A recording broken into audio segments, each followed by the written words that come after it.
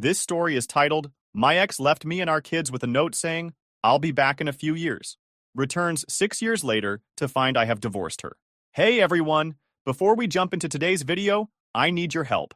We've noticed the channel is losing some traction, and subscribing is one of the best ways you can support us. It's quick, free, and it helps us keep bringing you awesome content. Your support means the world. Let's keep this channel growing together. Thanks so much. Now let's start the video. Alright, here's my story. I've been sitting on this for a while, but maybe putting it out there will help me make sense of it. My name's Jake, male, and my ex-wife, Lisa, female, and I have known each other for 11 years. We met in high school. She was my first everything. We got married after graduation, thinking we'd figure out life together. Turns out, Lisa had a very different idea of what figuring it out meant. At first, it was great. We had two amazing kids, a boy and a girl, and I thought we were solid. Sure, Lisa always had a taste for the finer things, but I chalked it up to her wanting the best for our family. That's what you do, right? You justify it because you love them. But somewhere along the way, it stopped being about us and started being about her. Then I noticed Lisa changing bit by bit.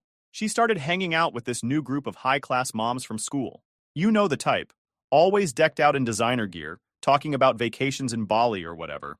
I figured, all right, cool, she's making friends. But then it started getting weird. Suddenly, she was talking about how we needed a nicer car, trendy outfits for the kids, and bags that cost more than our mortgage. At first I thought, maybe this is her way of showing love or trying to step up. But by the time the fifth Gucci bag landed in our closet, I was like, what the hell is going on? Is this a phase or some kind of shopping addiction? Things went downhill fast. Rent was late more than once, and I could see the credit card bills stacking up. Every time I tried to have a real talk about it, she'd hit me with, you don't get it.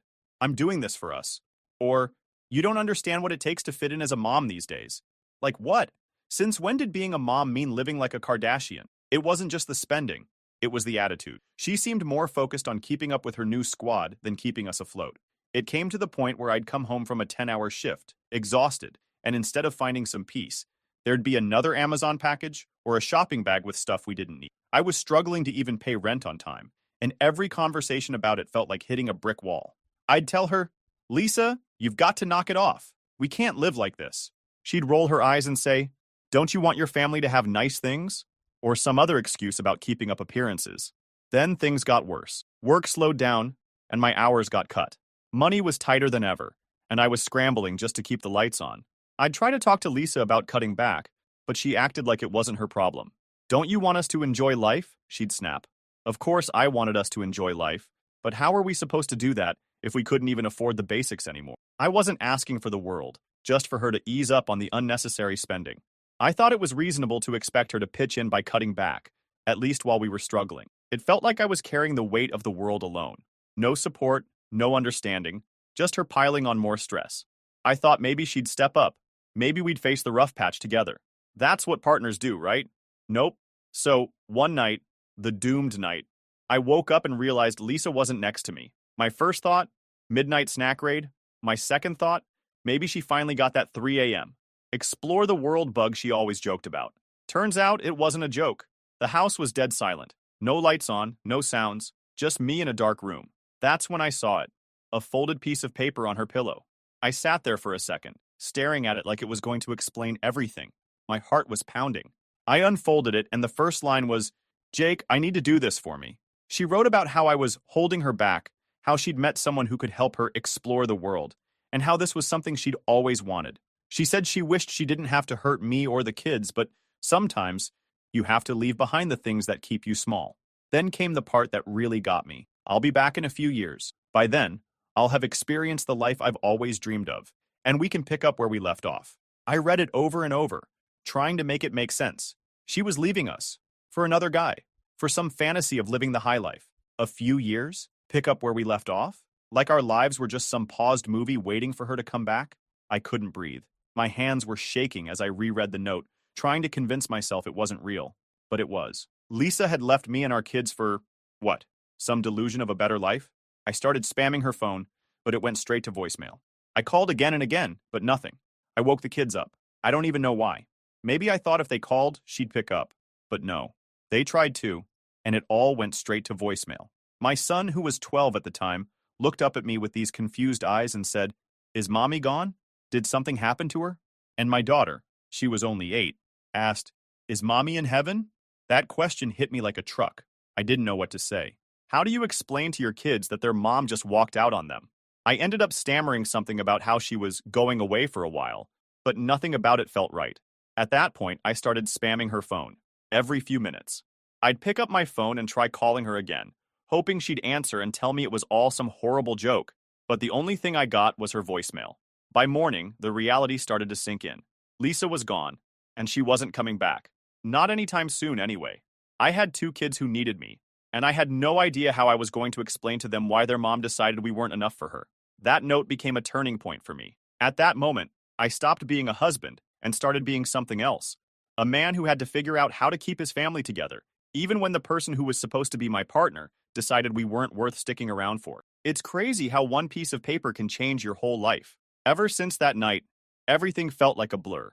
I'd wake up, look at the empty spot on the bed, and wonder if it was all some weird nightmare. The first few months were a grind. I was trying to juggle work, bills, and raising 2 kids on my own. Before, I had someone to help, even if Lisa wasn't exactly the most hands-on mom. Now it was all me. Packing lunches, helping with homework, cleaning up spills. It felt like I was drowning in responsibilities. I'd fall into bed every night completely wiped, only to wake up and do it all over again. Money was tight too. Lisa's spending had drained most of our savings, and with just my income, it felt like I was constantly one step away from falling behind. Every little expense felt like a crisis. I constantly sat there wondering how the hell I was going to make it all work. It reached a point where I almost gave up, but I knew my kids were there waiting for me to be there for them, so I decided to get my shit together. So I stopped feeling sorry for myself and started making moves. I cut out anything unnecessary. If it wasn't keeping the lights on or food on the table, it was gone. I also started hustling. I picked up every overtime shift I could get and even started freelancing on the side. Nights when I'd normally crash, I was up late working. It wasn't easy.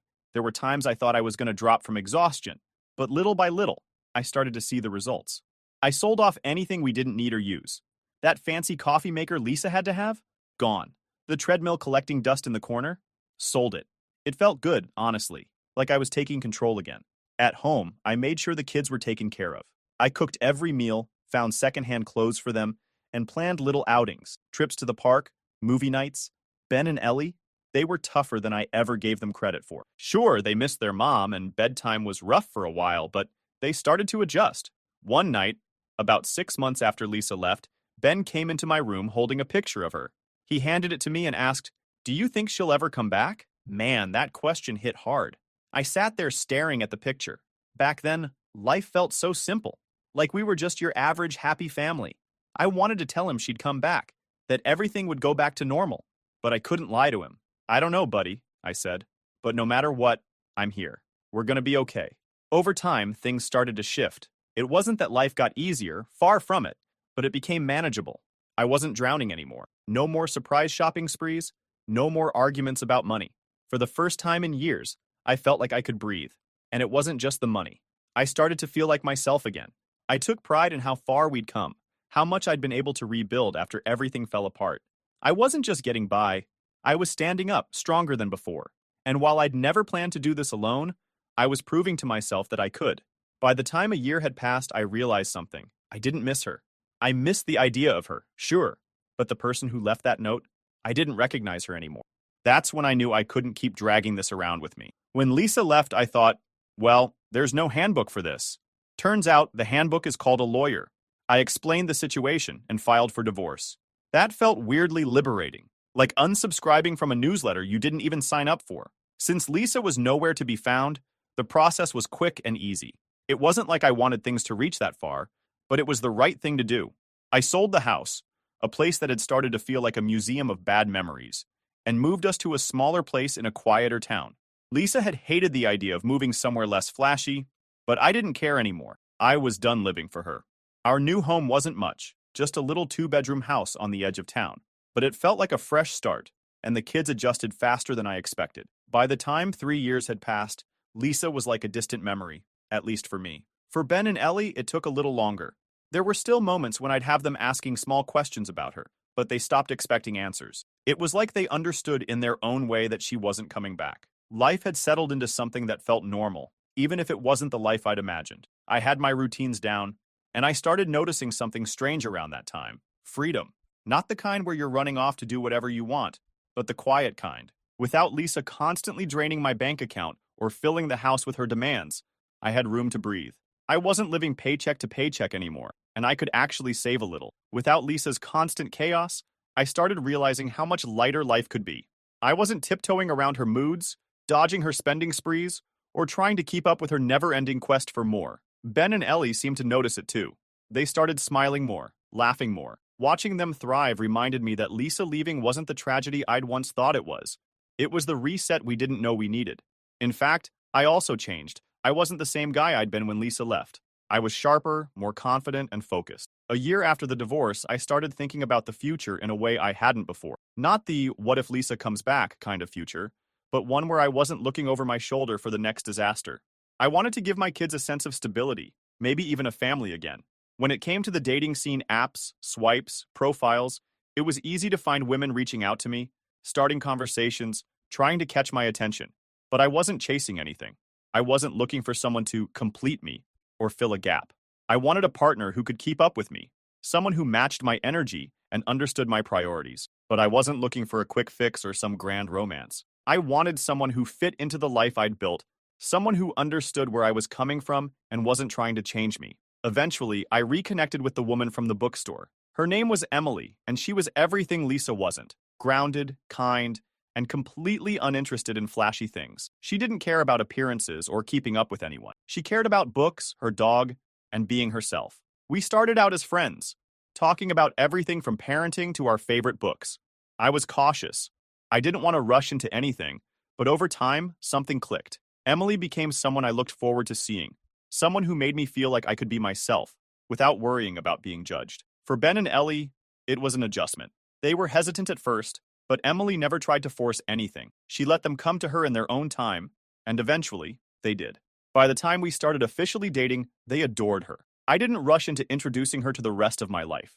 It wasn't about replacing Lisa or erasing the past. It was about building something new, something better. Looking back, that time in my life was a turning point. I went from just surviving to actually living. And while Emily played a part in that, it wasn't about her. It was about finally letting go of Lisa's shadow. The freedom I'd found wasn't just financial or emotional. It was the freedom to imagine a life where I wasn't defined by Lisa's choices, a life where I could make my own. Then, one afternoon, my phone rang, and I almost didn't pick up because I didn't recognize the number. But something made me grab it. When I saw the caller ID, I froze. It was Lisa. For a second, I just stared at the screen like it might explode.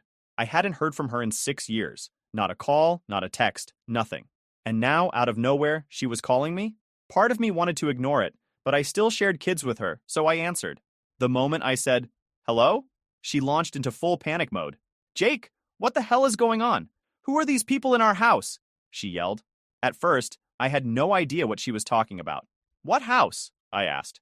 "Our house," she snapped, like I was supposed to know. I came back, and there are strangers living there. That's when it clicked. She was talking about the old house, the one I'd sold years ago after the divorce. I couldn't help it.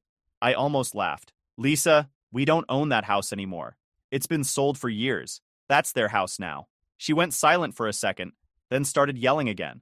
"Why would you sell our home without telling me? You had no right to do that." I could feel my blood boiling, but I kept my voice calm. "There's no hour anymore. You left, Lisa. You walked out on us and didn't look back. I didn't owe you anything." She started yelling at me, full-on shouting, demanding to know why I would sell our home without her permission. I wasn't about to let her guilt trip me, so I just said, "You weren't here, Lisa. You left. I don't owe you anything." That shut her up for about 2 seconds before she sighed dramatically, like she was the victim in all of this, and said, "Fine. What's your new address? I need to come home and give my husband and kids a big kiss." I actually laughed at that, not even trying to hide it. "Lisa," I said, "we're not yours anymore. I'm remarried. My wife and I, along with the kids, have moved on. You don't have a home here." She went dead silent for a moment, and I could almost hear the gears in her head turning. Then, out of nowhere, she hit me with, "So you're telling me you cheated on me?" That one floored me. "Cheated? Seriously, Lisa. You left us. You walked out, left a note, and vanished for 6 years. You don't get to call this cheating. You abandoned your family." She completely lost it. She started yelling about how I was heartless and how I had ruined her life. I stayed calm and told her the truth, even though I knew she wouldn't want to hear it. Lisa, you're the one who ruined everything.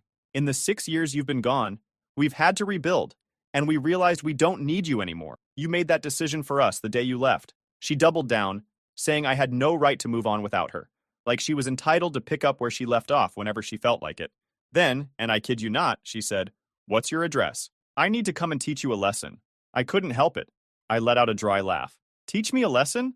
Lisa, are you serious right now? You've got some nerve, she shot back. Selling our home? Moving on? You think you can just erase me like that? Erase you, I said, trying to keep my cool.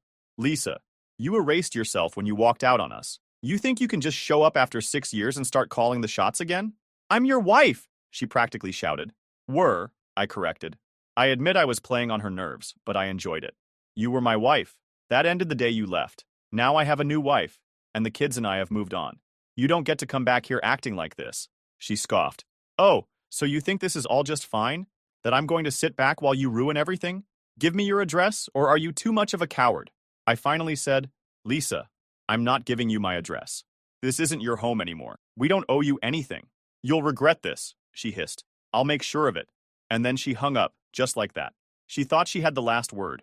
But honestly, I was just relieved the call was over. I just stood there for a moment, staring at the phone. Like, what was she even thinking? It's been 6 years. She walked out on us. And now, she thinks she can just come back in and act like nothing's changed? Unbelievable. I called Ben and Ellie into the living room and sat them down. I told them their mom had called and asked if they wanted to have a relationship with her. I wanted to give them the choice. It wasn't my place to make that decision for them. Their reaction was immediate. Ben shook his head and said, No way. She left us, Dad. Why would I want to talk to her now? Ellie just looked at me and said, Do we have to?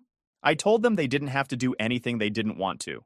I could see the relief on their faces, and it hit me how much Lisa's absence had shaped them. She wasn't the mom they remembered anymore. She was just a stranger?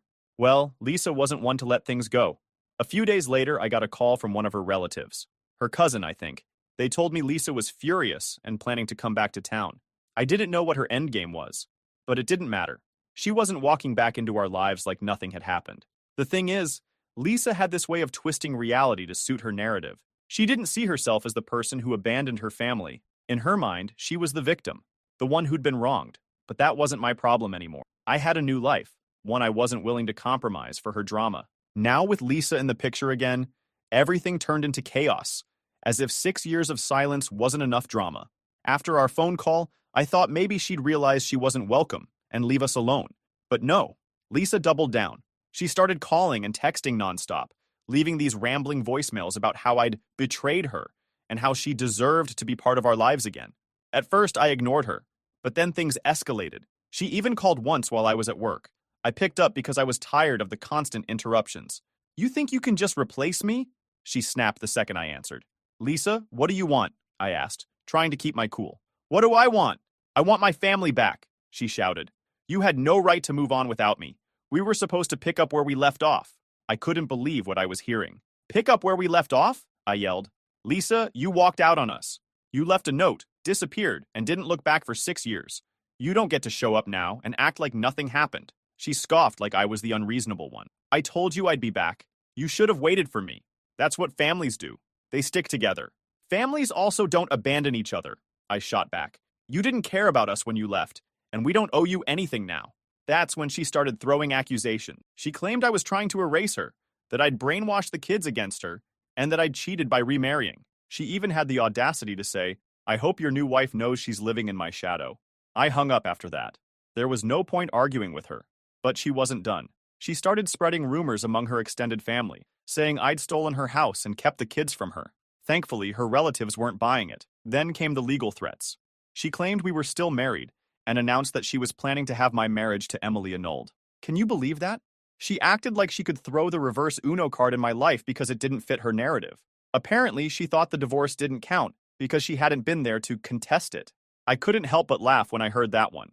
Like she could just skip out for 6 years, then pop back in and declare the whole thing null and void. She was acting like the world had been on pause while she was gone, as if everything would be exactly how she left it, just waiting for her to pick back up whenever she felt like. The sheer audacity of it all was mind-blowing. Lisa was so caught up in her own delusions that she genuinely thought her absence wouldn't change anything. That's not how the legal system or life works. I had the paperwork to prove the divorce was finalized, and she'd been notified through every legal channel possible back then. But apparently, ignoring reality was her specialty. She was throwing around big legal terms and acting like she had some sort of case, which was laughable considering she abandoned us and had no leg to stand on. Emily and I talked it over, and honestly, we weren't even worried, just annoyed. Lisa's threats felt more like a tantrum than anything real, but it didn't make them any less irritating. I sent her a firm message through my lawyer, reminding her that our divorce was legally finalized years ago, and that she had no claim over my life or my family. I thought that would shut her down, but Lisa wasn't one to go quietly. Around this time, Lisa went full-on crazy mode. I guess when she realized I wasn't biting on her calls and messages, she decided to go after Emily instead. Lisa had somehow gotten her number, don't even ask me how, and had sent her this long chain of unhinged texts. Stuff like, "You think you can just take my place? You'll never be their real mom. You're nothing to them." And another one that said, "Jake is mine, and you'll never change that. Don't think for a second this is over." I was seeing red. Like, who does that? Emily didn't sign up for this crap. But Lisa wasn't done. She started spreading rumors about Emily around town, telling anyone who'd listen that Emily was a homewrecker and that she'd stolen me. It was laughable, honestly, but it still pissed me off. I wasn't about to let her keep pulling this crap. The next day, I went straight to my lawyer and filed for a restraining order. Lisa was officially out of chances. Of course, she didn't take it lying down. She kept trying to stir up trouble, but at least the restraining order gave me some leverage to shut her down. By the time Lisa's attempts to force her way back into our lives had run their course, I was done. Completely done. I tried to shut her off in every way possible. At some point, the call stopped. The messages dried up. Maybe she finally realized there was no getting through to me, or maybe she just moved on to her next scheme. Either way, the silence was a relief. For the first time in years, I didn't have to deal with her constant chaos, and I could focus entirely on my family and the life I'd rebuilt. It was like a weight had been lifted, a reminder that she no longer had any power over me or my choices. After a few months, life was finally calm. I was thriving at work, the kids were doing great, and Emily and I had built a life I was proud of. It was during a work dinner, one of those formal networking events where you shake hands, make small talk, and hope the food is at least edible. I'd been invited as a guest of honor for some project I'd led, and everything was going smoothly until she showed up. Lisa. At first, I thought my eyes were playing tricks on me. She was there, dressed to the nines, hanging off the arm of my boss. My heart dropped. Of all the places she could have appeared, why here? I wasn't sure if she'd seen me yet, so I kept my cool, staying polite and professional. But of course, Lisa wasn't one for subtlety. The moment her eyes locked on mine, she froze, then plastered on this fake smile like she hadn't ghosted me and the kids for 6 years. She walked over, dragging my boss with her, and started laying it on thick. "Jake, wow, I had no idea you'd be here." Her voice dripped with fake enthusiasm. I didn't say a word, just nodded politely and turned. This story is titled, "Canceled the Wedding." When my fiancé secretly invited the person who ruined my career. Now she is begging. Hey everyone, before we jump into today's video, I need your help. We've noticed the channel is losing some traction, and subscribing is one of the best ways you can support us. It's quick, free, and it helps us keep bringing you awesome content. Your support means the world. Let's keep this channel growing together. Thanks so much. Now let's start the video. I'm Brian, 31 years old, and 6 months ago, I got engaged to my girlfriend, Lily. We'd been together for 5 years, and I thought we were starting the happiest chapter of our lives. The wedding was planned for next month, but recent events have made me realize just how wrong I was about everything. To understand how it got to this point, you need some context. I have a younger sister, Sarah. She's 28. I haven't spoken to her in over 9 years, and there are good reasons for that. Growing up, Sarah and I just couldn't get along. Our parents tried to force us into some ideal sibling relationship, but all we ever did was clash. Sarah was relentlessly competitive, constantly trying to outdo me in every possible way. I still remember the moment that set the tone for everything. I was 10 and Sarah was 7. I had just won a spelling bee at school, and our parents took us out for ice cream to celebrate. Instead of being happy for me, Sarah had a full-blown meltdown right there in the ice cream shop. She screamed that it wasn't fair and that she could spell better than I could. She demanded that our parents quiz her right then and there, making the entire situation painfully awkward and humiliating. That was just the beginning. As we grew older, her behavior became more insidious. If I got an A on a test, she'd obsessively study until she got an A too. When I was 12, I won a local art competition, and our parents took us out for dinner to celebrate. Instead of being happy for me, Sarah threw a tantrum in the restaurant, screaming that she could draw better. She demanded to show everyone her sketches right then and there, turning what should have been a joyful moment into a scene. That's just one example. This behavior defined our childhood. If I joined the basketball team, suddenly she was all about basketball. When I showed an interest in a girl during high school, Sarah would go out of her way to become her best friend or casually flirt with her. It was maddening. My home, which should have been my sanctuary, felt more like a constant competition. Our parents tried everything to help us find common ground. They even enrolled us in family therapy when I was 16 and Sarah was 13, but she refused to engage. She'd sit there, arms crossed, barely saying a word while the therapist tried unsuccessfully to draw her out. Eventually, the therapist told my parents that unless Sarah was willing to cooperate, there wasn't much else they could do. Things escalated to a breaking point when we were both in our early 20s. I had just graduated college and landed my dream job at a prestigious marketing firm.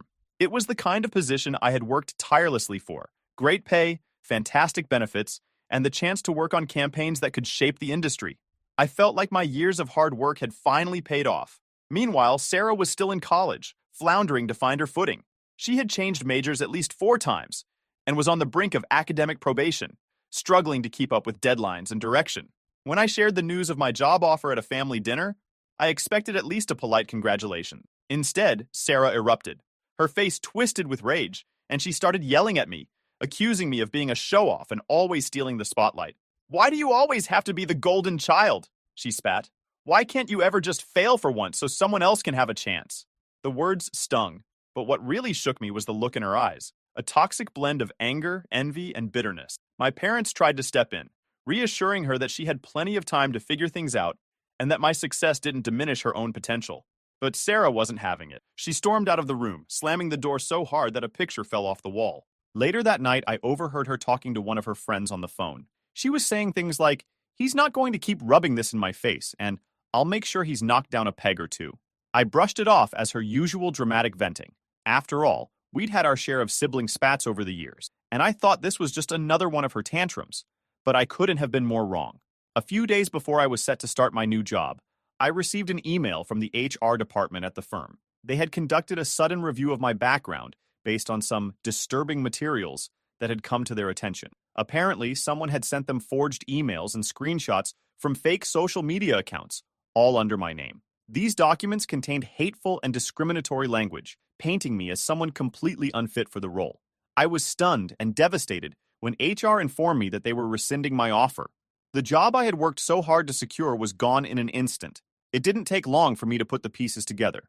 Sarah was the only person who knew enough about me to fabricate such personal, damaging content. When I confronted her, she played innocent at first, shrugging off my accusations with an icy smile. But when I pressed harder, her facade cracked. "Maybe you deserve to know what it feels like for once," she finally said, her voice trembling with anger. "You've always been the favorite, the one everyone admires. It's about time you got a taste of failure." Her words left me speechless.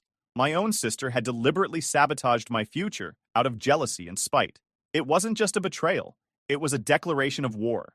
But then she broke down and admitted everything. She'd made the fake accounts, forged the emails, and destroyed my reputation. All because she wanted me to fail at something. There was a twisted pride in her voice, as if she'd finally won some warped competition. I was crushed. This was beyond sibling rivalry. This was a deliberate act of sabotage by my own flesh and blood. I told her I never wanted to see or speak to her again, and walked out of the house that day.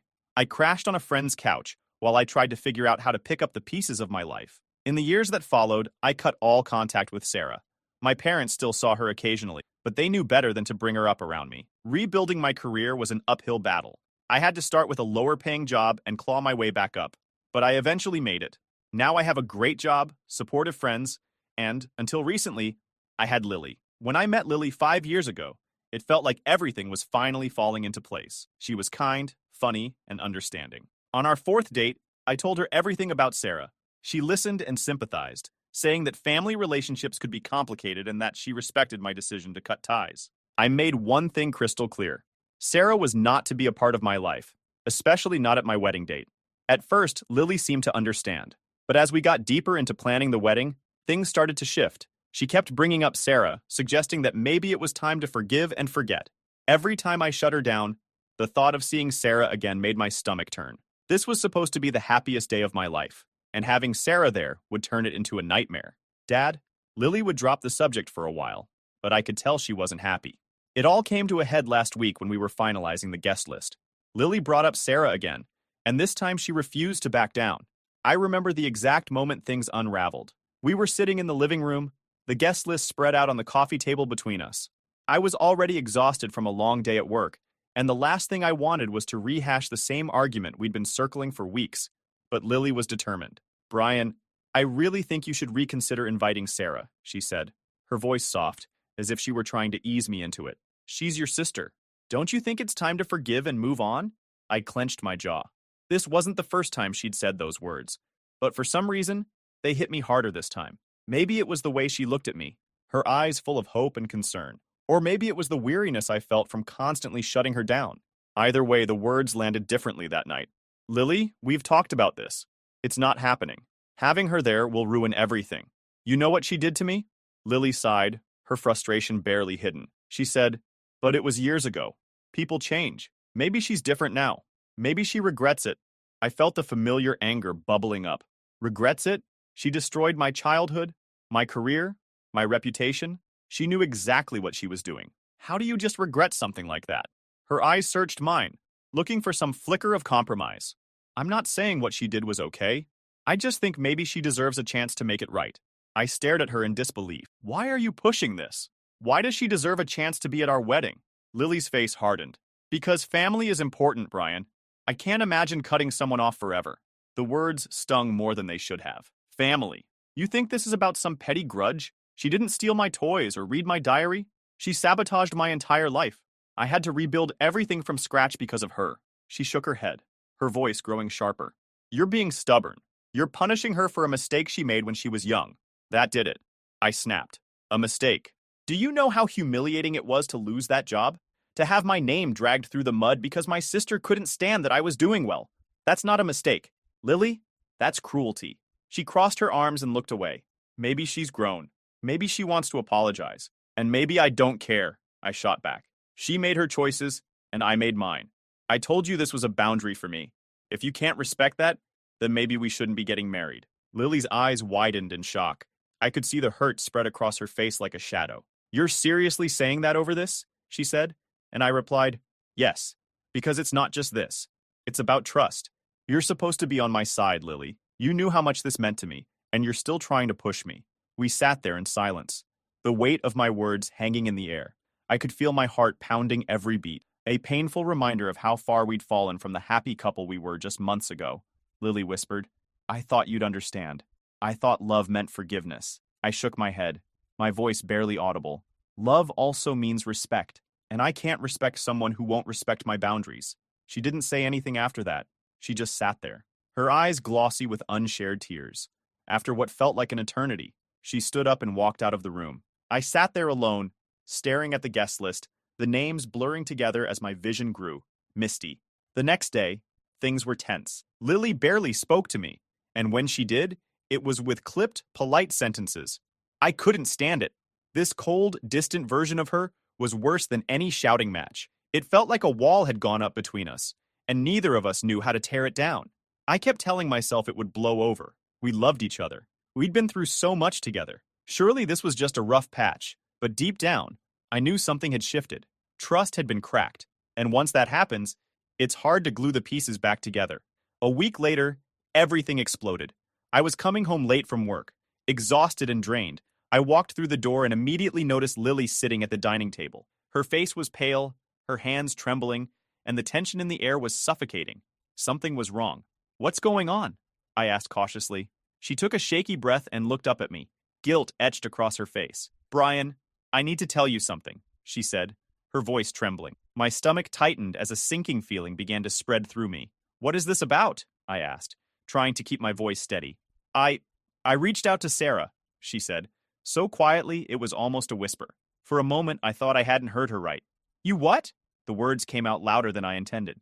I found her on social media a few months ago, she continued, tears welling in her eyes. I've been talking to her. I just wanted to understand what happened between you two, and I invited her to the wedding. It felt like the ground vanished beneath my feet. I couldn't breathe. My head buzzed with a dull, deafening roar. You invited her? My voice was barely controlled, trembling with disbelief. I'm sorry, she sobbed. I thought it was the right thing to do. I thought if she came, maybe you two could finally… No, I cut her off, my voice sharp and shaking with anger. You went behind my back. You did exactly what I told you not to do. You betrayed me. Brian, please, she pleaded, her tears falling freely now. I love you. I was just trying to help. Help? I let out a bitter laugh, the sound hollow and cold. You think this is helping? You knew how I felt. And you did it anyway. This isn't love, Lily. This is manipulation. She reached for me, but I stepped back, my heart fracturing into jagged, painful pieces. Brian, wait, she said, her voice cracking. There's more. I thought she'd changed. I really did. But when I spoke to her, I realized I was wrong. She said… Lily hesitated, as if the words themselves hurt to repeat. She said, "Oh, you're his new girl? How can you even be with such a loser?" My chest tightened, and I clenched my fists. Of course Sarah hadn't changed. Of course she'd lash out, even at someone trying to reach out with kindness. Lily continued, tears streaming down her face. That's when I realized. You were right all along. I was so wrong to reach out, Brian. I thought I was helping, but I only made things worse. I see now how much she hurt you. I'm so sorry. Her words hung heavy in the air, but they did nothing to soften the pain or betrayal I felt in that moment. You should have trusted me, I said, my voice quiet but firm. You should have listened when I told you what I needed. Lily sobbed, her face in her hands, but I couldn't bring myself to comfort her. My heart felt torn apart, and all I could think about was the one person I'd trusted above all had gone behind my back, thinking she knew better than I did. If you can't respect me enough to trust my judgment, then we have nothing left, she cried. Don't say that. We can fix this. I shook my head. The pain was too overwhelming to contain. No, Lily. You broke my trust, and without trust, there's nothing left to fix. I turned and walked away, each step heavier than the last. The air between us felt final, like a door slamming shut on the life we'd built together. I knew it was over, and it hurt more than I could ever put into words. The silence in our apartment was suffocating. After the fight, I spent the night in the guest room, staring at the ceiling, replaying every word we'd exchanged. My mind felt like a storm I couldn't escape. Sleep didn't come, only an endless loop of anger, betrayal, and heartbreak. In the cold light of morning, the weight of everything settled on my chest. I could hear Lily moving around the muffled sounds of her packing. I didn't need to ask what she was doing. I knew the life we had built over 5 years was coming apart, and again because of Sarah, and neither of us could stop it. When she finally walked out of the room, her suitcase in hand, our eyes met. Her face was streaked with tears, but there was a quiet resolve in her expression. Are you sure this is what you want, Brian? She asked, her voice barely above a whisper. I swallowed hard. My throat felt tight. No, Lily, this isn't what I want, but it's what you've left me with. She nodded, wiping her eyes with the back of her hand. I never meant to hurt you. I know, I said, my voice cracking, but that doesn't change what you did. We stood there for a moment, the air between us heavy with everything left unsaid. Then she turned and walked out the door. The sound of it closing behind her was a finality I wasn't ready for. I sank onto the couch, the emptiness of the apartment pressing in on me. It felt like the walls were closing in, the silence deafening in its finality. The next few days were a blur. I called off the wedding, officially canceling the venue, the caterers, and the florist. Each call felt like another stab to the heart, like I was dismantling a dream piece by piece. The reactions were mixed. My friends tried to be supportive, though some of them clearly didn't understand. Lily's family, on the other hand, made no effort to hide their anger. Not her mother called me a heartless monster, accusing me of throwing away a perfect relationship over petty sibling drama. Her brother, who I used to be close with, sent me a long, bitter text telling me I was making the biggest mistake of my life. I stared at the screen feeling numb. They didn't know the full story. They didn't understand how deep the hurt went. In the middle of all this, my own family decided to weigh in. My parents called me relentlessly, leaving voicemails that ranged from pleading to guilt-tripping. My mother's voice was shaky and tearful. Brian, please. This could be a chance to heal the family. Don't let this tear everything apart. But it wasn't me who had torn everything apart. It was Sarah, and now Lily. The people who were supposed to protect me and stand by me had crossed lines I couldn't forgive. One evening, after a long day at work, I came home to an email from Sarah. I almost deleted it without reading, but curiosity got the better of me. The subject line simply said, "I'm sorry." The email was long filled with apologies and explanations. She wrote about how she'd spent years in therapy trying to understand her jealousy and resentment. She admitted that what she did to me was unforgivable, but claimed she was a different person now. She wanted to reconnect, to make amends, to be a sister to me again. I stared at the words on the screen, feeling nothing but exhaustion. Was I supposed to believe that a few years of therapy could erase the pain she'd caused? Could I undo the damage of losing my dream job? The embarrassment? The years of struggle to rebuild my career? The scars ran too deep. I closed the email without responding. I spent the following weekend alone trying to process everything. My mind kept circling back to Lily. I missed her. The way she'd laugh at my dumb jokes. The way her eyes sparkled when she talked about her passions. But I couldn't shake the feeling that the trust we'd had was gone. It wasn't just about Sarah. It was about Lily choosing to ignore something I'd made clear from the start, and to do exactly the opposite to prove a point. I went to play basketball, trying to sweat out the frustration. I lifted until my legs burned, focusing on the physical pain instead of the emotional one. Afterward, I sat in my car, drenched in sweat, staring out the windshield. Was I being too stubborn? Was it worth losing Lily over this? But every time I considered reaching out, I remembered the hurt in my chest when she admitted she'd gone behind my back. The feeling of betrayal. The cold realization that the person I loved hadn't respected my boundaries. No matter how much I loved her, that wound was too fresh, too deep. On Tuesday morning, I walked into work feeling like a ghost. My boss, a no-nonsense woman named Ashley, pulled me aside. She'd always been supportive, and today was no different. "You doing okay?" she asked, her voice softer than usual. I forced a smile. "I'm getting there." She nodded, studying me for a moment. "Sometimes standing your ground is the hardest thing to do, but it's worth it." Her words stuck with me. I spent the rest of the day lost in code, letting the rhythm of work distract me from the chaos in my mind. By the time I got home, the apartment felt emptier than ever. But for the first time in days, I felt a small sense of peace. I had made the right choice. It didn't make the pain any less real, but at least I hadn't compromised myself. That night, I deleted Sarah's email. I didn't need to read it again. I knew my answer. In the days that followed, life moved on, but it felt like I was standing still. The apartment, once filled with warmth and laughter, now felt cold and hollow. Lily's absence was a constant ache. Her side of the closet was empty, the bathroom shelves half bare. I kept catching myself expecting to see her, hearing her voice in the quiet moments, only to be reminded that she was gone. I threw myself into work, using the long hours and challenging projects as a distraction. But no matter how busy I kept myself, the weight of everything lingered. The betrayal, the shattered trust, the future that had slipped through my fingers. All of it followed me like a shadow. Then came the call from my parents. My phone buzzed late one evening, and for a moment I considered ignoring it. But something made me pick up. "Hi, Mom," I said, my voice flat. "Brian," she said, her tone cautious. "Please come to dinner this weekend. We need to talk." "I don't think that's a good idea," I replied, exhaustion seeping into my words. "Please," she pleaded. "It's important." Against my better judgment, I agreed. Maybe some part of me still hoped they would understand, that they'd finally see my side of things. But deep down, I knew I was setting myself up for disappointment. Saturday evening came, and I drove to my parents' house, my stomach in knots. The memories of my childhood home felt different now, tinged with a sadness I couldn't shake. As I walked up the steps, I took a deep breath, bracing myself. The door opened, and my mom greeted me with a forced smile. "I'm so glad you came," she said softly, pulling me into a hug that felt more like a plea than comfort. I stepped inside and immediately sensed something was off. The air felt heavy, like a storm was about to break. And then I saw her, Sarah, sitting at the dining table. Her eyes met mine, wide with something that almost looked like regret.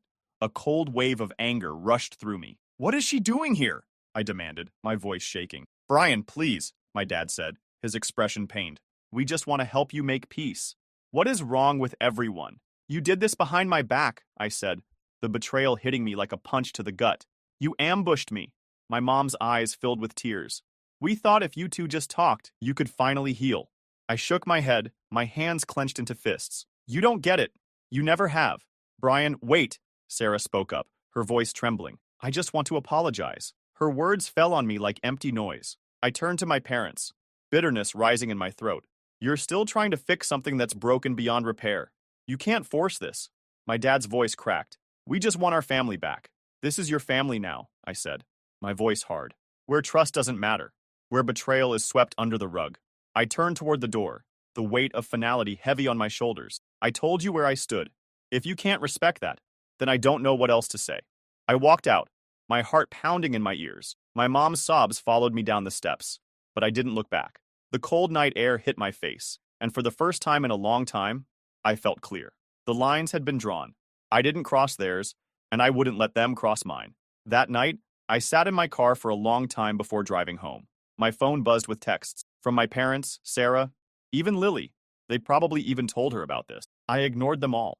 I wasn't ready to respond, to explain myself again, to justify my pain. I'd done that enough.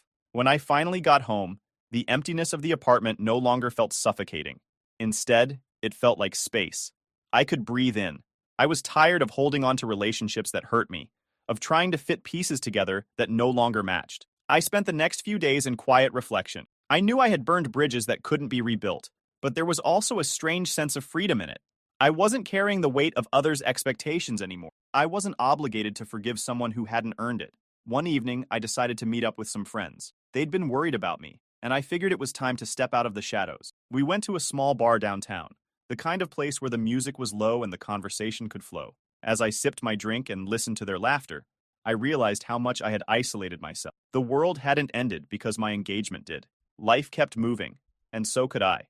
Later that night, as we were leaving, my friend Sam clapped me on the shoulder. "You did the right thing, man," he said. "It takes guts to stand up for yourself." I nodded, a small smile forming for the first time. I believed it. Standing my ground had cost me, but losing myself would have cost more. The next morning, I went for a walk along the beach. The waves lapped gently at the shore, and the morning sun reflected off the water in shimmering golden hues. I took a deep breath, letting the salty sea air fill my lungs. There was still hurt, still loss, but there was also hope. I was finally free to build a life where my boundaries were respected, where I didn't have to compromise my peace for the sake of someone else's idea of family. I didn't know what the future held, but for the first time in a long while, I was okay with that. One step at a time. I would figure it out. The days stretched into weeks, and life settled into a new rhythm. I wasn't the same person I'd been before the breakup, but I was starting to feel more grounded. There was a strange peace in the quiet, in the simplicity of focusing on myself. It felt like I was slowly rebuilding the foundations of my life. Not for anyone else, just for me. I spent more time with friends, people who accepted me for who I was. We explored hidden trails through the coastal cliffs, sat around bonfires on cool evenings, and shared stories that reminded me what real connection felt like. These friendships were honest, untainted by expectations or betrayal. They gave me the strength to keep moving forward. At work, things were steady. I threw myself into projects, taking on challenges that pushed me to grow. My boss, Denise, noticed the change in me. One day, she pulled me aside after a meeting. "You've been doing great, Brian," she said, a smile on her face. "I can see the focus in you. Keep it up." I nodded, feeling a spark of pride. Her words reminded me that despite everything, I was still capable, still driven.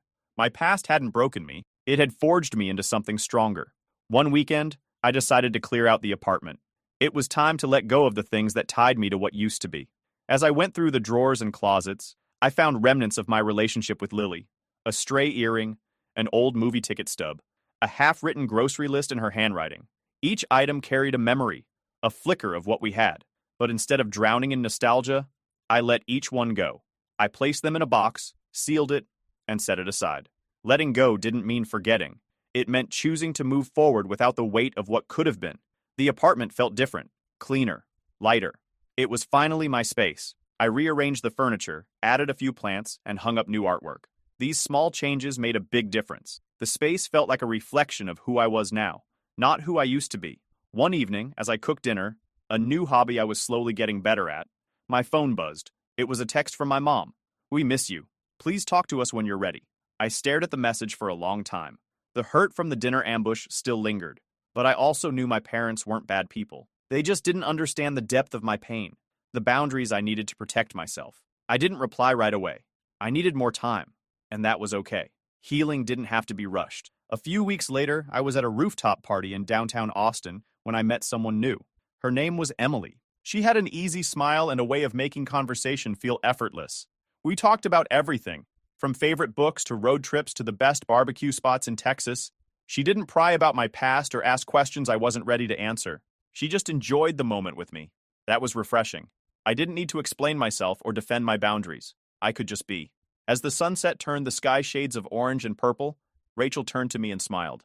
"Feel like grabbing a milkshake?" she asked. I chuckled. "Sure, as long as I don't have to sing karaoke." She laughed, and in that moment, I felt a warmth I hadn't felt in a long time. It wasn't the rush of falling in love.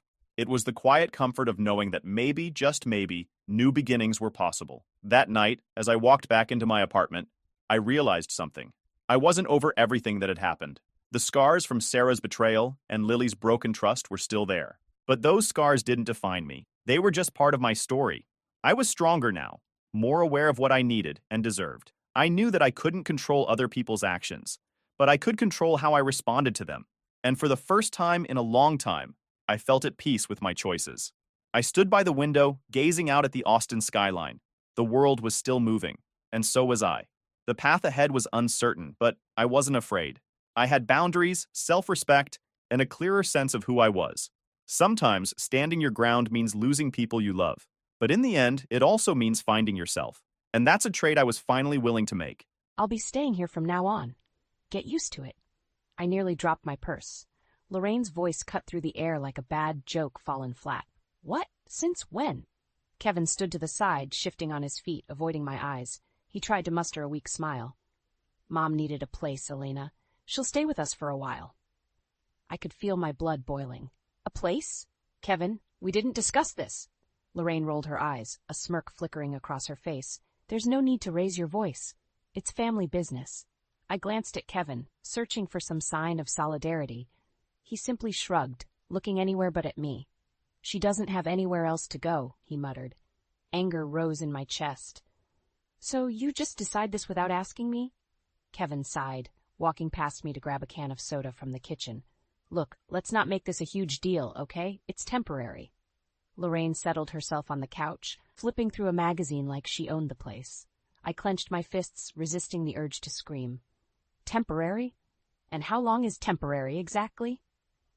Kevin opened the soda, taking a sip. We'll figure it out. She's family, Elena. I turned away, fighting the tears that threatened to spill. Nothing about this felt right. The house I had worked so hard to make our home was now invaded without a second thought. I glanced back at Kevin, hoping for a glimmer of understanding. Kevin, I need to talk to you, alone. He finally looked at me, his face a mix of annoyance and fatigue. Fine, he said, putting down his drink. Let's talk. We walked to the backyard, where the evening air did little to cool my anger. You can't just bring her here without any discussion, I said, trying to keep my voice steady. Kevin rubbed the back of his neck. Elena, it's not that simple. She's my mother. I didn't want to sound heartless, but I felt cornered. I understand, but this is our home too. We're supposed to make these decisions together. He gave me a tired look. I thought you'd understand. The sting of those words cut deep. Kevin, that's not fair. I'm trying to understand, but you can't expect me to accept this without talking about it. He shrugged again, as if that single gesture could dissolve my frustration. Look, just give it time. She won't be a problem. I glared at him, unable to fathom his nonchalance. Won't be a problem. She's already taken over the living room. Kevin threw his hands up in surrender. I can't throw her out, Elena. That's all I'm saying. With that, he walked back inside, leaving me fuming in the backyard. The sinking realization dawned on me. My voice didn't matter. Kevin had made up his mind, and Lorraine had dug her heels in. As I stood there, I took a deep breath, my determination solidifying. I would not let this go uncontested. Stepping back inside, I shot a glare at Lorraine. She met my eyes with a cold smile. This is not over, I whispered, mainly to myself. The house, my sanctuary, had become a battleground, and the war had just begun. I can't believe this is happening, I muttered to myself as I left for work the next morning. My best friend Sandra called just as I pulled into the parking lot. Elena, how was your trip? She asked cheerfully. It was fine, but I came back to a nightmare. What do you mean? Her voice grew serious. Kevin's mom moved in, just like that. No discussion, no warning, I said, biting back my frustration. Sandra sighed. You've got to be kidding me. Didn't he even talk to you about it? Nope. It was all decided while I was gone. Sandra was quiet for a moment. You need to lay down some boundaries, Elena. This isn't okay. I know, I said, parking the car and grabbing my bag. It's just complicated. I get it. Just remember, you don't have to put up with this forever, she said, trying to reassure me. Entering the office, I tried to focus on work, but my mind kept drifting back home. Memories flooded in about when Kevin and I first met at this very office. Kevin, the charming graphic designer, always had a way of making everyone laugh. Our romance had been quick and intense. We married after just a year of dating, certain we could handle anything together. Then Lorraine revealed her true colors. Sweet and supportive before the wedding, she turned critical and manipulative once the rings were on our fingers. Kevin, forever the peacemaker, never stood up to her. I'll never forget the first time she openly disapproved of me. "Are you sure you can handle Kevin's work hours, Alina? Maybe you should rethink this career of yours," she said, smirking as if she was genuinely concerned. "Of course, Kevin and I manage just fine," I had replied, masking my irritation. Kevin had shrugged the comment off, claiming she meant no harm, but the seeds of doubt she planted grew each day. Returning home that evening, I found Lorraine rearranging the kitchen. "What are you doing?" I couldn't hide my annoyance. "Just making it more practical. You had it all wrong," she replied nonchalantly. I clenched my jaw, taking a deep breath. "I like it the way it is." Lorraine's voice dripped with false sweetness. "Oh, sweetie, you'll see it's better this way." Stepping into the living room, I saw Kevin on his laptop. "Kevin, we need to talk, now." He looked up, clearly sensing the tension. "What is it?" "Lorraine is taking over the house. We need to set some boundaries." Kevin sighed, rubbing his temples. "Alina, can't you just try and get along with her? It's hard for her, too." I stared at him in disbelief. "Are you kidding me? She's acting like this place is hers." "She's just trying to help," he replied weakly. "Help? By undermining everything I do?" I snapped. Kevin stood up, frustration lining his face. "Why do you always have to blow things out of proportion?" Rare anger bubbled inside me. "Blow things out of proportion? You're seriously siding with her?" He threw his hands up. "I'm not taking sides, I just want some peace." Furious, I stormed out to the backyard. My home felt like a stranger's house, my voice unheard, my feelings disregarded. But I knew deep down this wasn't living. As the night fell, I steeled myself. This wouldn't be swept under the rug. Something had to change, and I would make sure of it. Kevin's passive nature had pushed me to the edge, but I wouldn't fall off. Not yet. Not without a fight. The days blurred into a nightmare. I barely recognized my own house. Lorraine's presence was overpowering. She critiqued everything I did, from how I cooked to how I decorated. Kevin stayed silent through it all, brushing off my concerns like dust on a shelf. One morning, as I sipped my coffee, Lorraine strutted into the kitchen. "Alina, I noticed you've been spending a lot on groceries. Maybe you should cut back a bit." I stared at her, biting my tongue until it nearly bled. "Lorraine, we buy what we need." She smirked, shaking her head. "I'd manage this household differently, but I guess it's your call." Just as I opened my mouth to retort, Kevin walked in. I turned to him. "Kevin, do you hear this?" He looked between us, clearly uncomfortable. "Mom's just trying to help." I slammed my cup down, coffee spilling. "Trying to help by undermining me?" Kevin sighed, the lines on his face deepening. "Why do you always have to make a scene?" Lorraine's eyes twinkled with satisfaction. She had him wrapped around her finger. Frustrated, I stormed out of the kitchen. The next day, while I was at work, I got a text from Kevin. "We need to talk tonight." Anxiety gnawed at me. When I got home, Lorraine's smug glance followed me as I walked into the living room. Kevin was sitting there, looking stern. "Alina, Mom needs money. I've already given her some, but she needs more." My jaw dropped. "She needs more. We have bills, Kevin." He rubbed his forehead. "I know, but she's family. She's in a tough spot." I turned to Lorraine, who was lounging on the couch, looking unbothered. "Can't she find a job or—" Lorraine cut me off. "I've done my fair share of work. It's time for my son to take care of me." My patience snapped. "Kevin, this is not right or fair. You're putting our future at risk." Kevin's face turned red. "She's my mother, Elena. She comes first." Tears stung my eyes as I realized where his loyalty lay. "What about us, Kevin? What about our life?" He stood up, clenching his fists. "Maybe you should think about being more supportive." I left the living room, heart pounding with anger and betrayal. The conversation kept replaying in my mind. Kevin's unwavering support for Lorraine and his blatant disregard for our needs. Sandra called that evening. "How are you holding up?" "Not well," I admitted. "Lorraine wants money now, and Kevin's ready to give it to her." Sandra's voice brimmed with outrage. "That's insane. You need to put your foot down, Elena." "It's not that easy," I sighed. "He won't listen to me." "Then make him listen." You can't keep sacrificing your happiness. Her words echoed in my mind long after we hung up. The next morning I confronted Kevin again. We need to talk about finances. This has to stop. Kevin rolled his eyes. We'll be fine. Desperation gripped me. Kevin, you're jeopardizing everything we've worked for. He shrugged. She's family. You're the one being unreasonable. Anger surged through me. This is my home too. I will not be pushed aside. Walking away from that conversation, I knew things had to change. I couldn't let Lorraine dictate our lives. And if Kevin refused to stand by me, I'd find a way to reclaim my power, no matter the cost. The battle lines were drawn, and I was ready to fight for what was rightfully ours. The escalation had only just begun. I came home late from work one evening, hoping for some semblance of peace. Instead, I walked into Lorraine and Kevin in the middle of a heated discussion. It's not done right, Kevin, Lorraine was saying. Elena doesn't know how to manage this house properly. Kevin looked up as I entered, his expression shifting from annoyance to exasperation. Mom thinks the house isn't clean enough, he said, as if that were the biggest problem we had. Lorraine turned to me, hands on her hips. Elena, couldn't you at least try to keep this place decent? I dropped my bag on the floor, barely containing my fury. I have a full-time job, Lorraine. I can't spend every minute cleaning. Lorraine huffed. When I was your age, I managed just fine.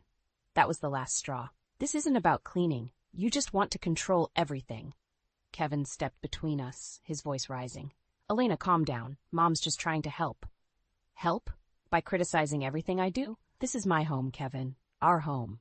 Lorraine scoffed. You're overreacting. Maybe if you learned some respect. Before she could finish, I cut her off. Respect? You moved in unannounced, rearranged my kitchen, demanded money, and now you're criticizing how I maintain my home. How is that respectful? Kevin's face turned red with frustration. Elena, why can't you see that she's just looking out for us? I could have screamed from the hopelessness of it all. Looking out for us? She's making me feel like a guest in my own house. Lorraine threw her hands in the air. If you're that unhappy, maybe you should leave. I stared at her, stunned. Turning to Kevin, I waited for him to defend me, but he remained silent. My heart sank. Is that what you want too, Kevin? For me to leave? He avoided my gaze, his silence louder than any words. Tears threatened, but I held them back. Fine, if you want me to leave, just say it.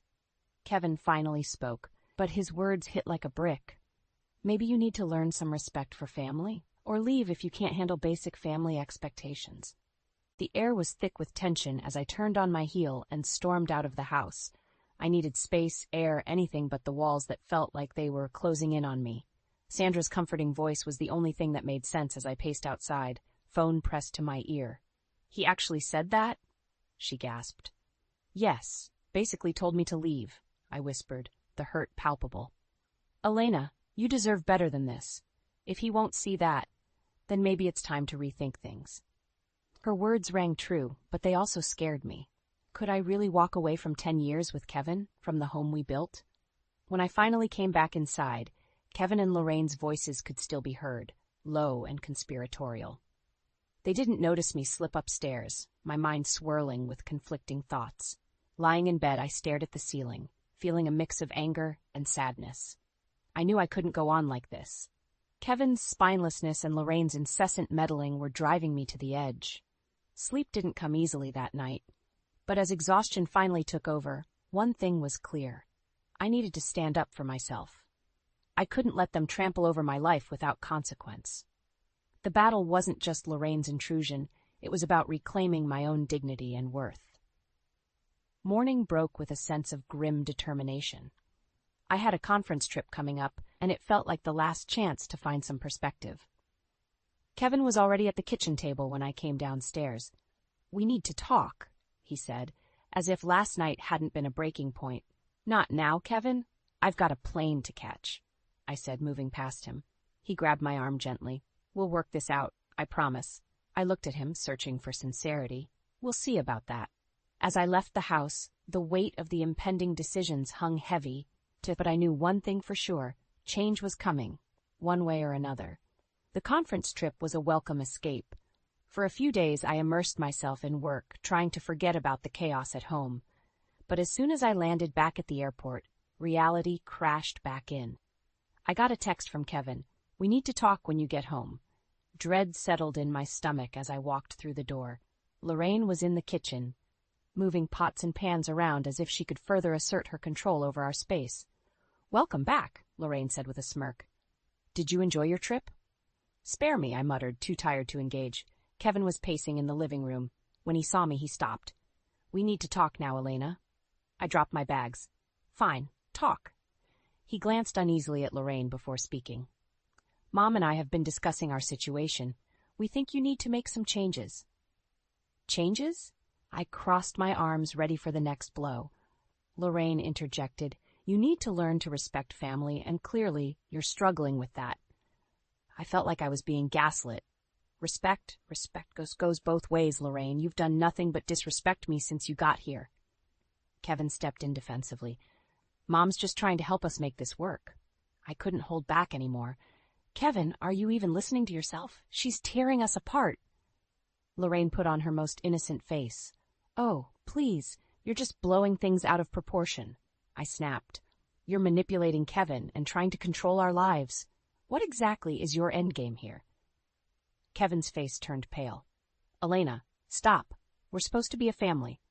A family that respects each other," I shot back. "And right now I feel like I've been completely disrespected and disregarded." Kevin's face contorted with frustration. "Maybe you need to spend some time away to clear your head." I was stunned. "Do you even hear what you're saying? You want me to leave my own home?" Lorraine smirked, clearly enjoying the show. "Maybe a little time apart would do you both some good."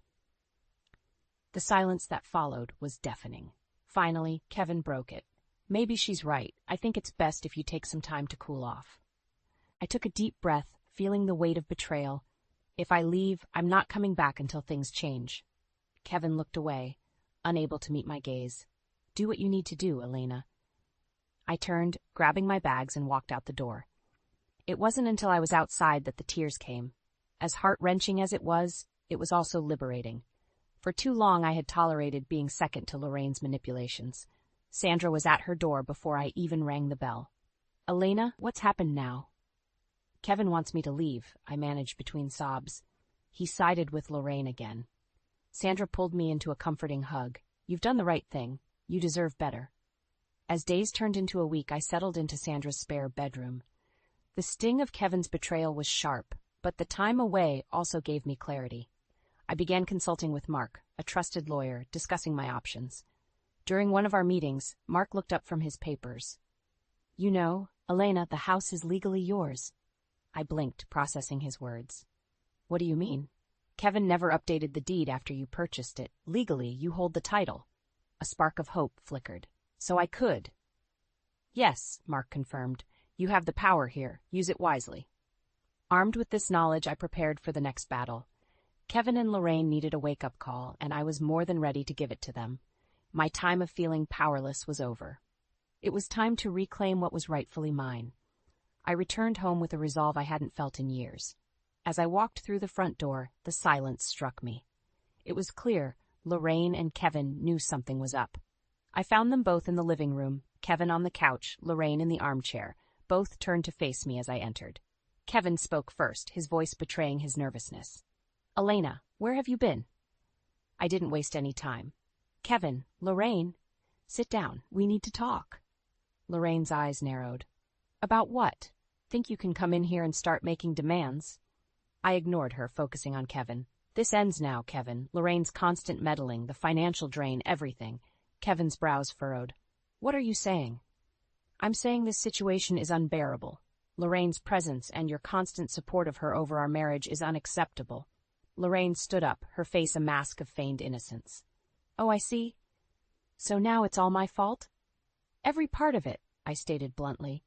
"I've tried to be reasonable, but you've taken over our home, criticized me constantly, and pushed me to the breaking point." Kevin sighed deeply. "Elena, we've been over this. She's family."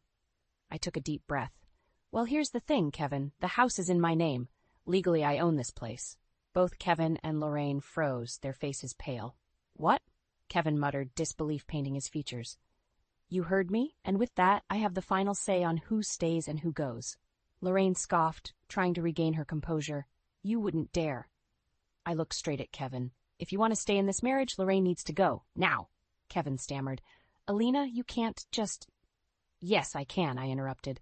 This is my home, and I'm done being pushed around. Lorraine's eyes were on fire. You ungrateful little... Enough, I shouted. Leave, now. Kevin stood up, trying to placate. Alina, can't we discuss this? No, Kevin. I have tried to discuss, to compromise, but you both have taken advantage of my patience. He glanced at his mother, despair clouding his eyes. Mom, maybe it's best if you find somewhere else to stay for a while. Lorraine's face twisted in rage. What, you're kicking me out? Kevin looked down, avoiding her gaze. Maybe just for a little while, until things calm down. She turned to me, venom in her voice. You'll regret this. I met her look with defiance. No, Lorraine, I think this is exactly what I need to do. Kevin's shoulders slumped as Lorraine stormed off to pack her things. He finally looked at me, desperation in his eyes. Elena, I cut him off. Kevin, I love you. But your blind allegiance to your mother has pushed us to this breaking point. Things need to change, or we're over.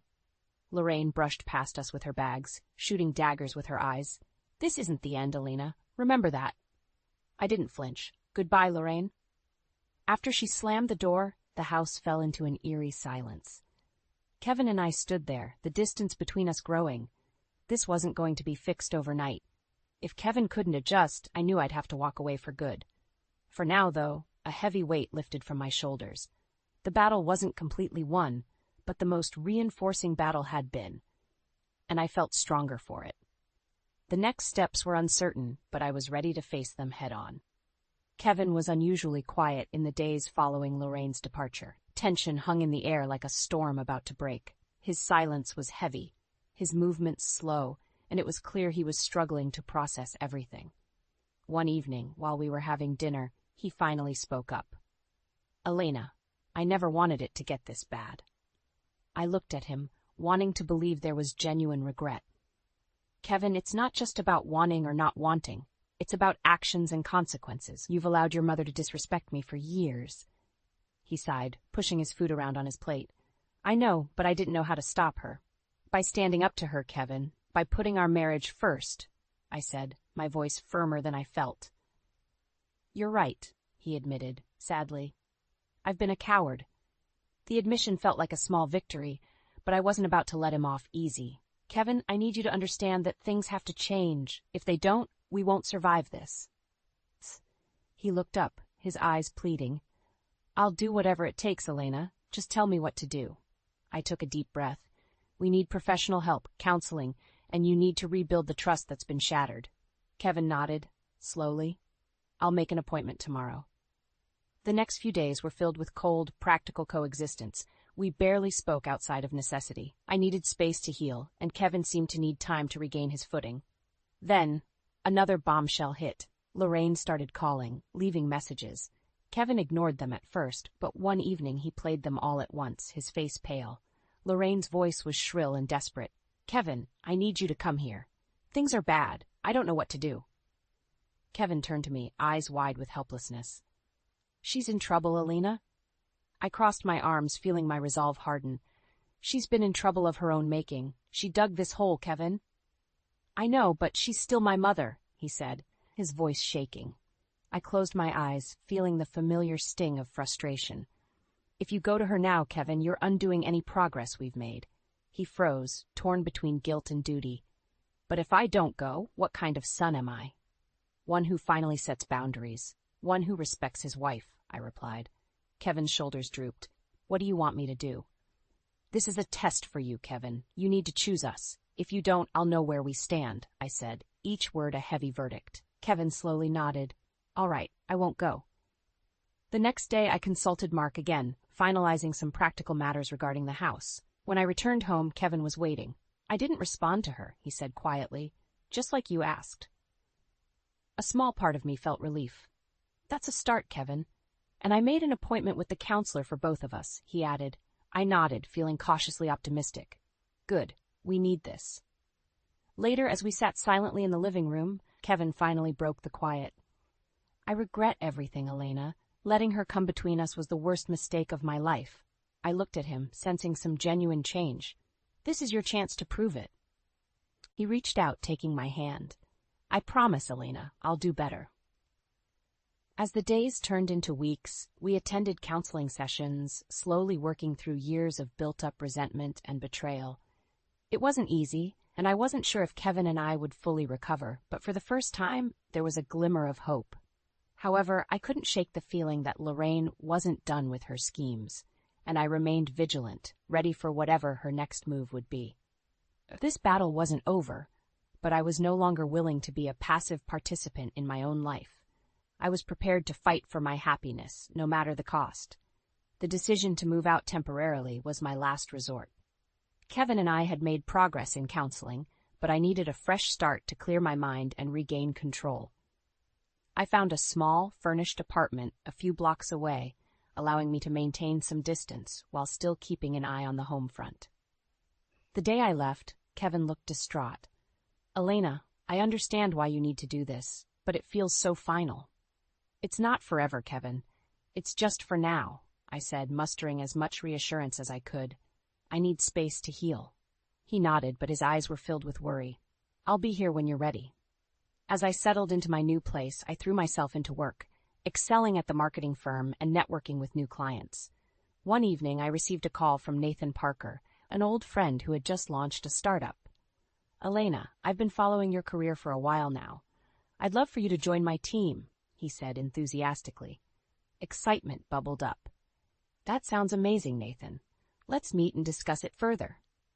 Meanwhile, Lorraine's life was unraveling. Rumors reached me through mutual acquaintances. She and Kevin had been forced to move into a rundown apartment, their finances in tatters without my contributions. It seemed karma was catching up to her. Several weeks passed before Kevin called. "Elena, can we meet? I need to talk to you." We met at a small cafe. Kevin looked worn out but sincere.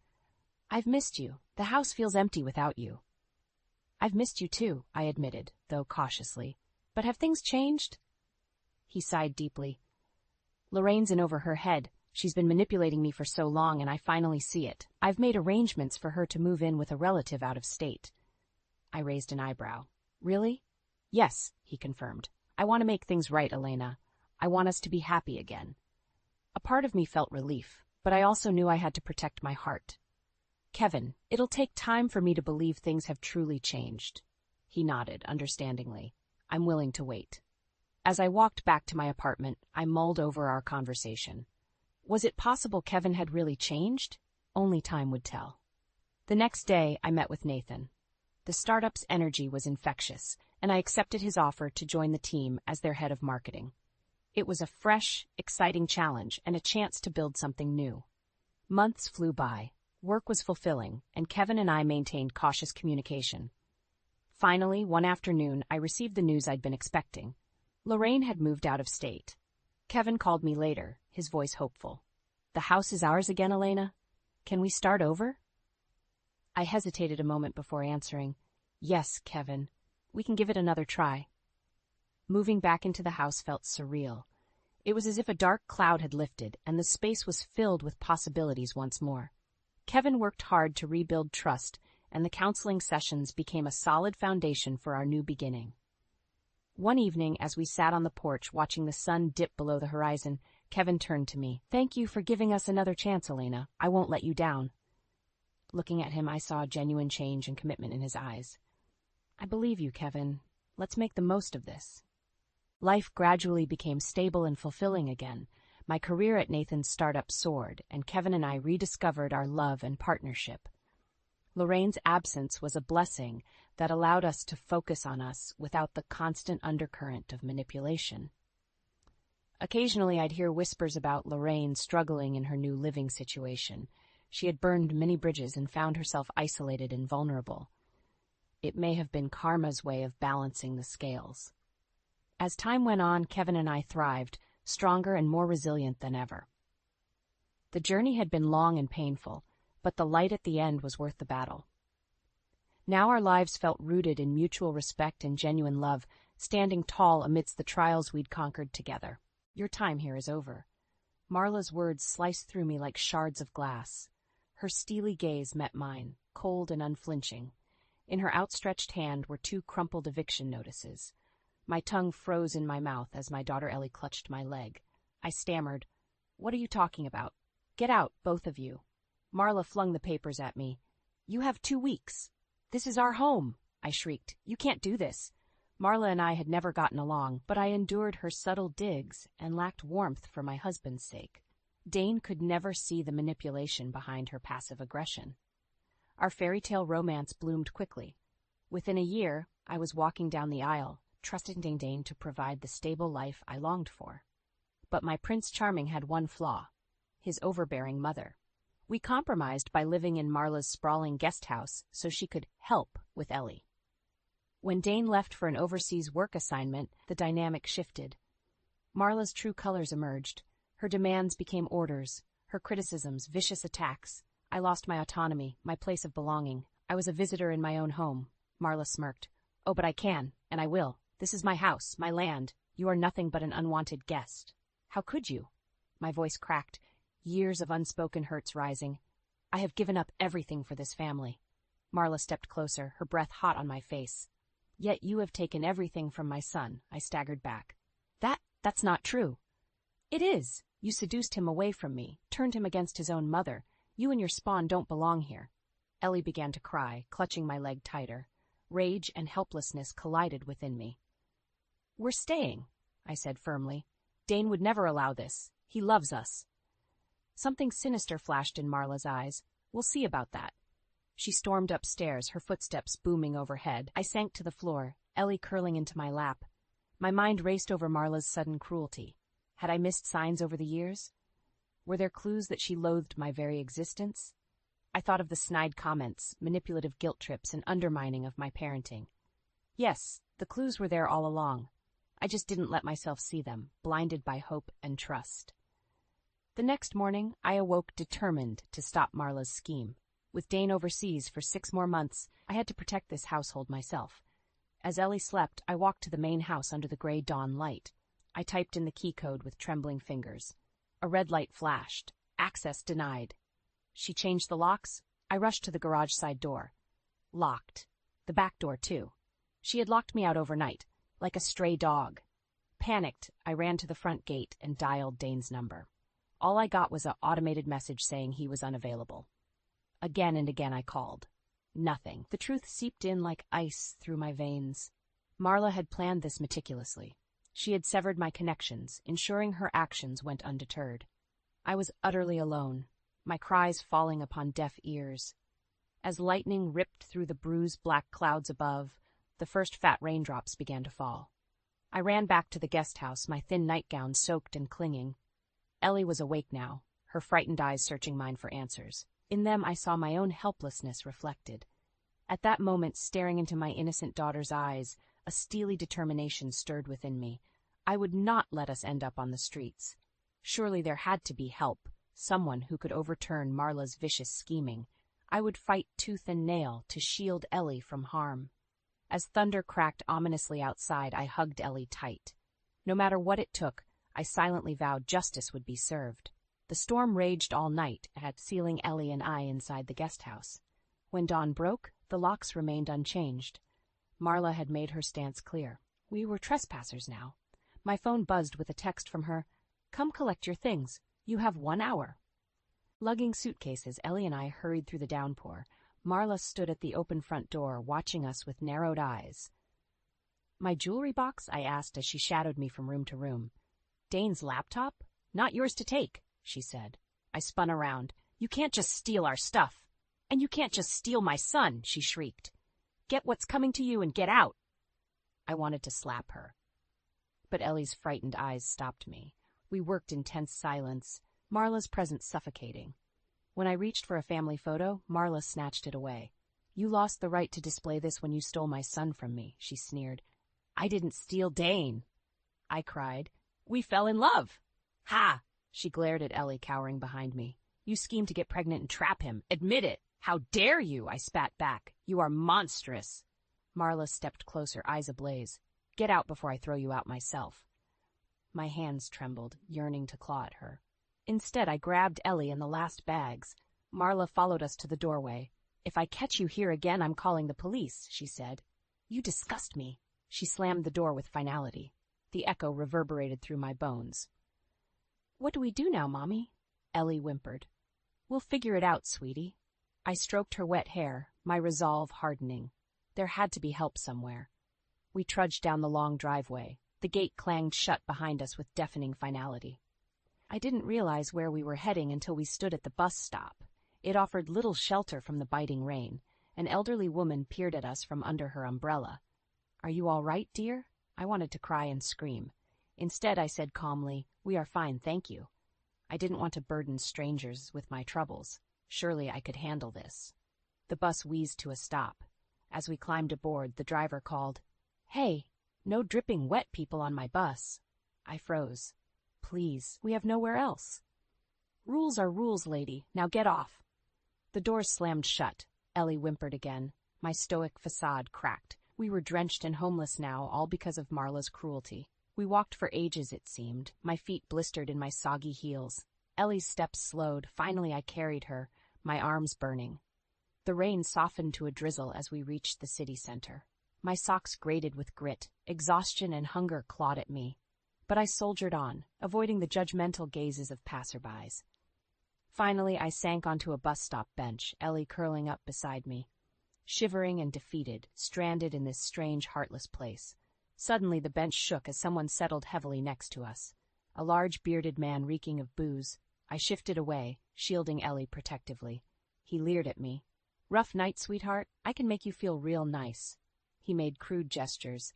Revulsion and rage surged within me. In that moment, I hated Marla with every fiber of my being.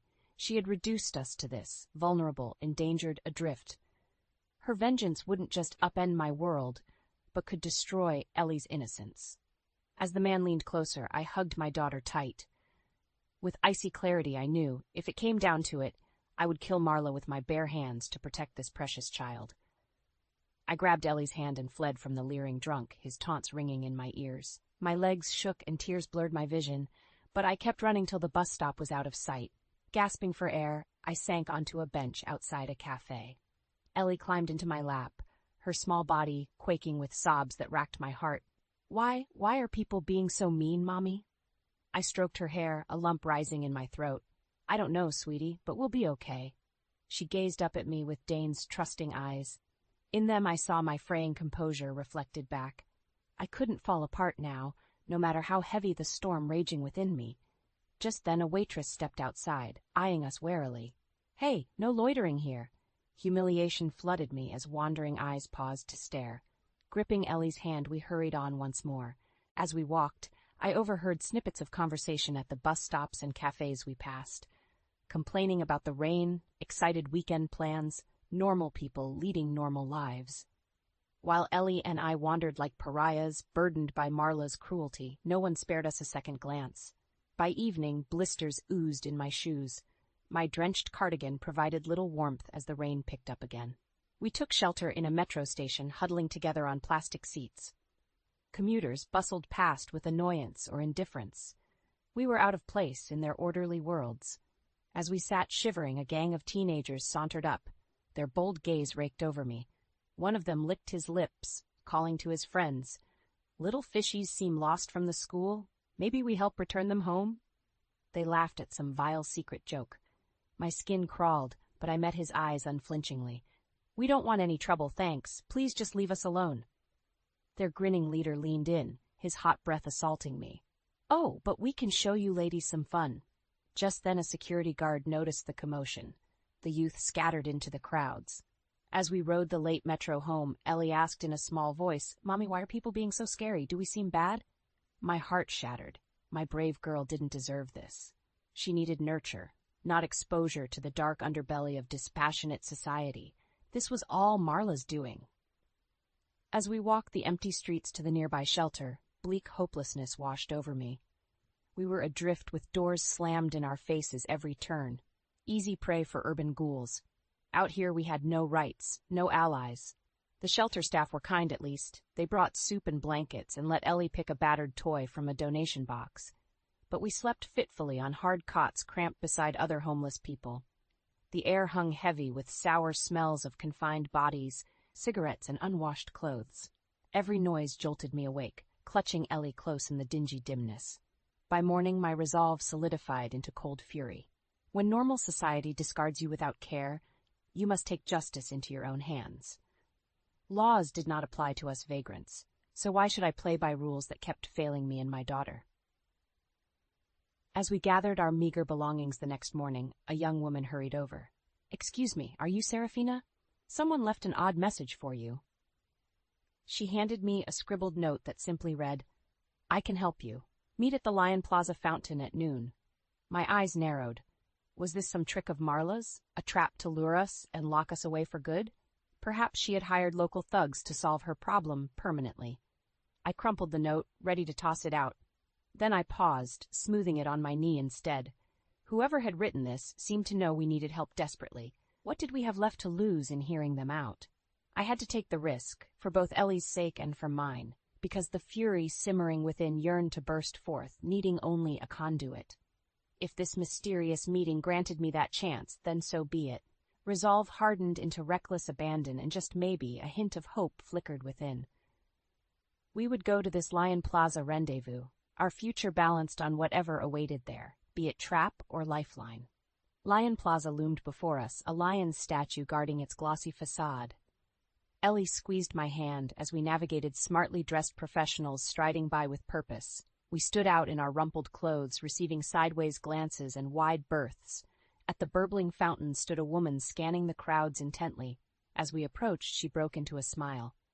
"Serafina? I'm so glad you came. I'm Nina." Her warm demeanor surprised me. I tensed, ready to grab Ellie and flee. "Did Marla send you? Is this some kind of trap?" Nina blinked. "You mean Mrs. Marlowe? Oh gosh, no, but it sounds like she has put you through the ringer." Her brows furrowed with concern. Warily I asked, "Then who are you and what do you want?" Nina gestured to a nearby cafe. Once seated with cups of hot chocolate, she began. "I'm a social justice lawyer. I got your case file recently." She showed me a brown folder bearing our family name. "I handle housing disputes and wrongful evictions." "So you can help us get our home back from Marla?" Hope and suspicion vied within me. "I'm certainly going to try. What she has done is illegal on so many grounds. As Dane's wife, you have as much right to that home as she does. I just need some details to build a solid case." Over the next hour, the full story poured out of me. Years of subtle abuse, feeling unwelcome in my own house, Ellie and I cast out and cut off like criminals. Nina's outrage grew. "This is absolutely reprehensible. Don't you worry, I will fight tooth and nail for you. That terrible woman needs a wake-up call. Please let me help you seek justice." Her vehement support felt alien after days of indifference from society. I found myself nodding and placing tentative trust in this fiery stranger. "So what now?" I asked. "Do we have a decent shot against Marla's lawyers?" "More than decent," Nina declared. "I did some digging on Mrs. Marlowe. Did you know she faces federal charges of tax fraud and misuse of pension funds?" I gaped as she showed me printed articles detailing Marla's alleged shady financial activities. "This gives us serious leverage," Nina continued. "I say we force mediation to regain access to your home ASAP, then pursue full financial restitution for these past weeks. Marla owes you big time." My mind reeled, hope and hunger for vengeance tangling within. Nina gripped my hand. "I won't rest until justice is served. That I promise you. Marla picked the wrong girl to mess with this time." Her steely smile mirrored the cold determination crystallizing within me. The lesson was clear. In the face of adversity, the meek acquiesce while the fierce rise up. Gathering my courage and outrage, I would channel them with precision to cut Marla down to size. The days that followed passed in a blur. Nina filed injunctions while I gave statements to investigators regarding Marla's financial fraud. Serving her eviction notices felt deliciously poetic. For the first time I held power while she scrambled for footing. Soon we had a court date where Marla would have to publicly account for wrongful eviction, abuse, and misuse of my husband's assets. The night before I lay awake, playing out confrontation scenarios. Marla's demise became an obsession, lighting my days with purpose. Nina suggested forgiveness may bring me peace. I disagreed. Only seeing Marla stripped of her pride, wealth, and status would satisfy me now. She had awoken a vindictive fury that would only be quelled by her absolute ruin. My dreams held no mercy either, featuring Marla begging on bare knees for pardon I would not grant. I wanted it in writing that she renounced all rights to our family. I longed to grind her face into the dirt, emotionally, financially, existentially. She had to fully grasp my suffering. In the golden courtroom light next morning, I cradled Ellie close. My fury awaited its reckoning with bated breath. One way or another, Marla would pay the toll for her cruelty today. Of that I was wholly certain, without shred of doubt or hesitation. Justice would be done, by law or by my own hands if needed. The click of Marla's heels echoed like gunshots through the hushed courtroom. I steadied my nerves as she approached the stand, halting mere feet from me. Her icy glare bore through my skull. The hearing progressed efficiently thanks to Nina's thorough documentation of Marla's misdeeds. As the judge reviewed signed testimonies, Nina leaned over. "The law is on our side, but she's refusing to settle. Get ready, she wants blood." When Marla took the stand, her voice filled the room. "These allegations are preposterous. I devoted my life to my son. Then this woman seduced him away with an intentional pregnancy." She jabbed a finger viciously in my direction. "They sponged off my home for years before turning my own son against me." The room erupted into objections as she continued spewing venom about my treachery and deceit. The judge pounded his gavel impatiently while my nails carved crescents in my skin. "Enough!" the judge ordered Marla to restrict her statements to facts. I wanted to leap over the benches and gag her myself. When her diatribe ended, Nina rose swiftly. "Do you deny committing financial fraud repeatedly for decades, including this past month?" "Certainly not." Marla's glare darkened. "Unethical accountants made clerical errors I intend to rectify." "Interesting." Nina raised documents detailing Marla's credit card debts and bad loans. "So forging your son's signature to make stock market payments cleared in his name this year alone was just a clerical error?" The courtroom stirred. Marla visibly blanched but quickly regained composure. "As I said, errors occurred due to accountants I clearly cannot trust anymore." Well, as per signed legal affidavits. Nina proceeded to outline witnesses testifying to Marla's emotional abuse and controlling behavior towards me. Dane's secretary confirmed intercepting my calls for help on Marla's instructions. With each damning revelation, I relished watching Marla's facade crumble. Her fingers worried the pearls at her throat continuously. Under the weight of facts, her web of lies collapsed, strand by strand. Finally, Nina concluded by attesting the eviction itself was unlawful on multiple grounds. As closing statements ended, palpable tension choked the room. When the gavel struck, my heart leapt. Given factual evidence, the court rules in favor of the plaintiff, upholding her legal rights to the household and associated assets. A crashing noise made heads swivel towards Marla. Pearls scattered across the floor where she had ripped her necklace off in fury. 2 armed guards flanked her as she trembled in outrage. When Nina squeezed my hand, the knot in my chest finally loosened. I wanted to melt in sheer relief. Instead, I said clearly, "Thank you, Your Honor, for delivering justice today." Marla spat venom at me till the guards escorted her out. The room cleared swiftly, people shaking my hand and commending my courage. In glorious vindication, I signed the court orders granting me power over the house, assets, and staff. "We did it," Nina cried, hugging me gleefully. I let out a long breath, feeling drained and almost disappointed. Somehow Marla's slow unraveling hadn't satisfied me enough. I craved to personally snap her composure, not just legally defeat her. As if reading my mind, Nina said gently, "I know you hoped for an emotional apology too, but the law delivered justice regardless. Focus on moving forward now, away from toxicity and toward stability and peace." I nodded, knowing she spoke wisdom. But my heart still snarled for retaliation, not yet sated. I yearned to wring Marla dry myself. As we stepped out into the warm sunset, I checked my phone out of habit. A text from Dane glowed on the screen, my heart stopping. "Boarding flight home. Can't wait to see your faces when I surprise you tomorrow." I read Dane's text again, my stomach churning. How would I explain these harrowing months to him?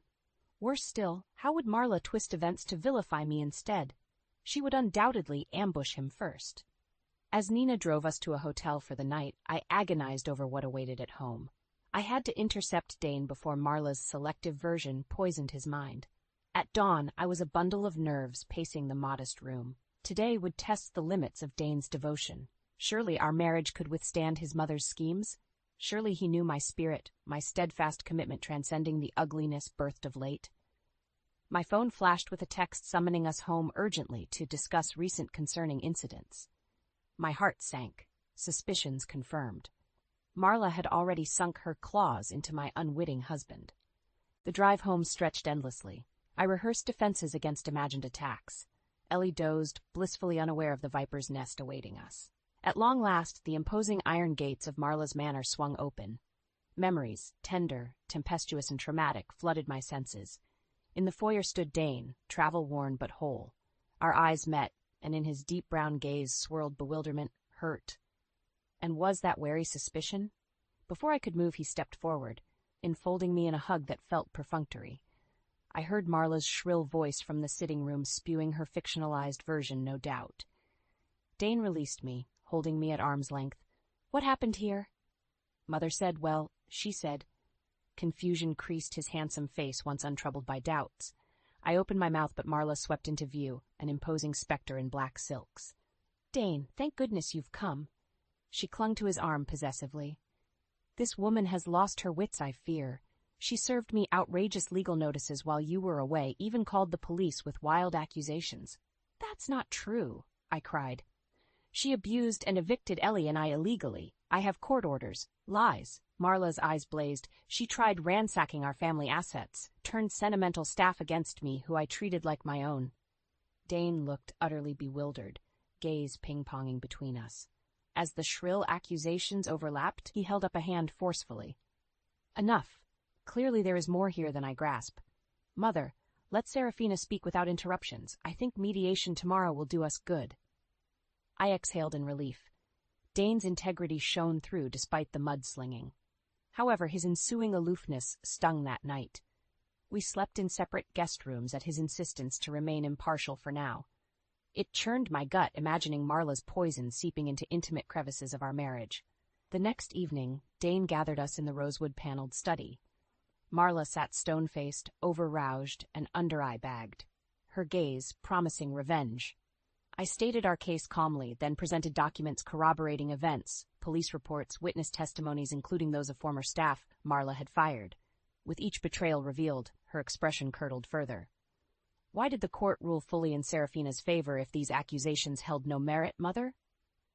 Dane asked finally. Marla stammered vainly, but vicious insults dried up under his probing stare. I concluded gently with empathy for family bonds fracturing under duress. Appeals for reconciliation hung in the air but were met only by Marla's scoffing dismissal. Dane passed a weary hand over his eyes. "I see enough evidence to understand gross injustice occurred in my absence." He took my hand then, a healing salve to my battered spirit. Marla rose, livid. "You would pick that woman over your own mother. She has bewitched your mind." Dane regarded her evenly. "There is no question of picking teams here.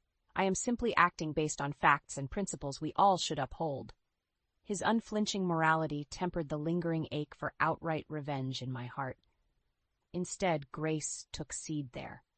Our new life bloomed beautifully free of Marla's shadow.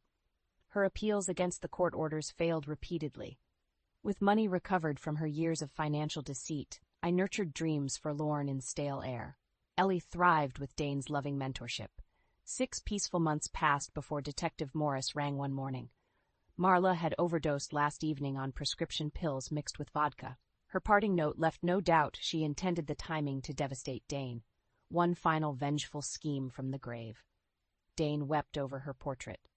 I shed no tears, feeling only the relief of knowing her lifelong efforts to destroy our happiness had ultimately destroyed her instead. I dropped the phone, shock reverberating through me. Marla was dead, by choice.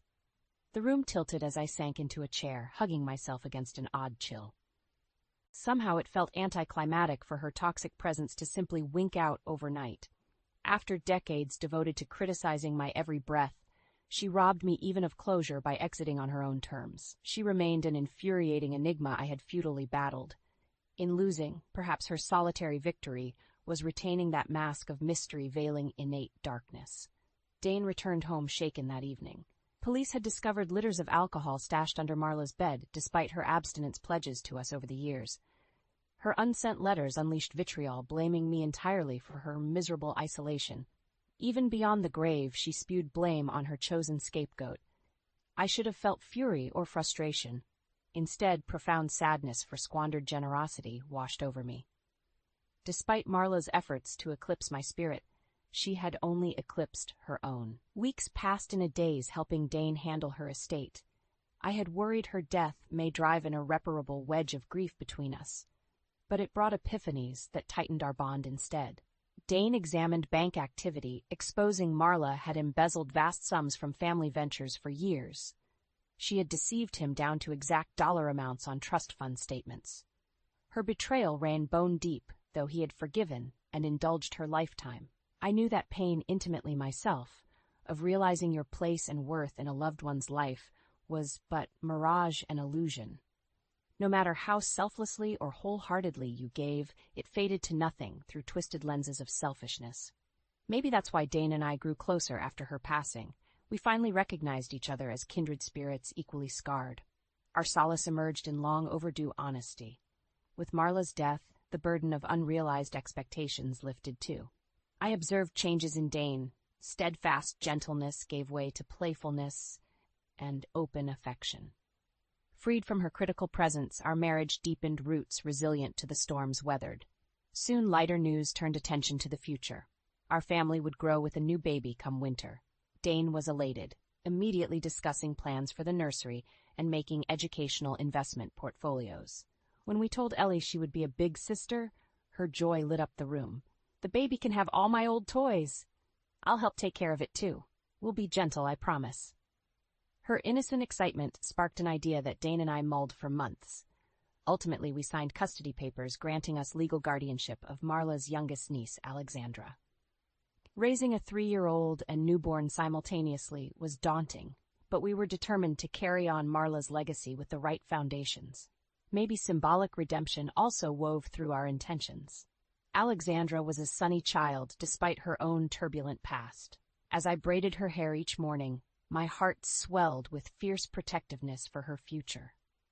Late each night, Dane and I would tuck both our slumbering girls into bed with whispered affection.